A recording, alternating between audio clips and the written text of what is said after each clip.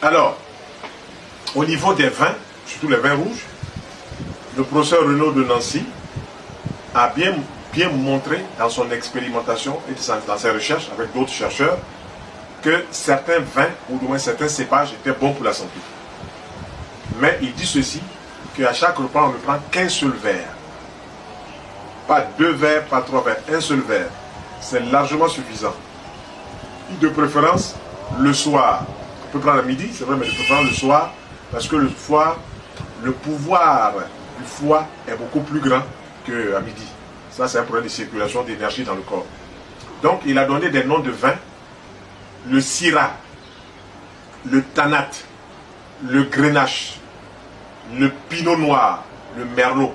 Voilà les 5 vins, les 5 cépages qui sont les plus antioxydants. Les autres vins sont bien, mais ceux-là, il a souligné plus antioxydants. Si on dit antioxydant, c'est que ça ferait un vieillissement cellulaire. Voilà. Si on dit antioxydant, ça ferait un vieillissement. Parce que oxydant veut dire vieillir. Ça oxyde les cellules, ça fait vieillir les cellules. Si c'est antioxydant, c'est que ça freine le vieillissement cellulaire. Ensuite, les vins blancs, qui se comportent comme des vins rouges, sont les vins de l'Alsace.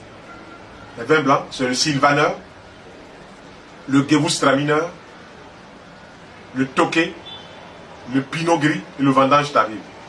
Ce qui a été un peu paradoxal dans les recherches du professeur Renaud de Nancy, c'est que ces vins-là sont blancs, mais ils se comportent comme des vins rouges. C'est-à-dire qu'ils ont pratiquement les mêmes éléments.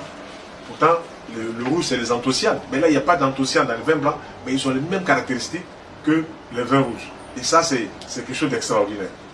Donc, il y a eu aussi le professeur Marc Orgogozo, je crois du Centre national de la recherche médicale, qui a suivi près de 3000 personnes qui sont entre 65 ans jusqu'à 75-80 ans. Dans cette tranche d'âge-là, on trouve beaucoup de personnes qui font ce qu'on appelle les maladies d'Alzheimer. Ce sont des maladies neurologiques. Et cette maladie se caractérise par 3 grands signes. L'agnosie, la personne perd la connaissance. L'apraxie, elle n'arrive plus à marcher. Et l'aphasie, elle ne sait plus parler. Donc à ces personnes-là, pendant 3 ans, on a donné un verre de vin, matin, midi, soir. Les personnes étaient nourries, elles ont mangé comme monsieur tout le monde, on a donné un verre de vin, matin, midi, soir. Et à la fin des 3 années, on fait donc les expériments, on fait les examens, et on trouve que sur les 3000 personnes, 80% au moins n'ont pas fait un seul signe d'Alzheimer.